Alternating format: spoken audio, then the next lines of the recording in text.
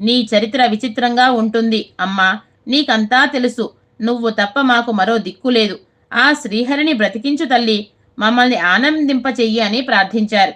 ఆ ప్రార్థనకు అమ్మవారు ప్రసన్నురాలై దేవతలకు తన వాక్కును ఇలా వినిపించింది. ఓ దేవతలారా, విష్ణుమూర్తి శిరస్సు అలా తెగిపోవడానికి ఒక కారణం ఉంది, చెప్తాను వినండి. ఒక రోజున విష్ణుమూర్తి లక్ష్మీదేవి యొక్క అందమైన ముఖాన్ని చూసి పకపక నవ్వసాగాడు.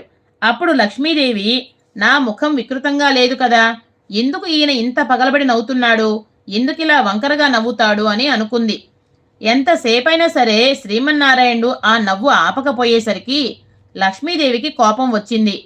ఆమెలో తామసిక శక్తి ప్రవేశించి, నీ శిరస్సు తెగిపోవు కాక అని శ్రీహరిని శపించింది. ఆ శాప ఫలాన్నే ఇప్పుడు శ్రీహరి అనుభవించాడు.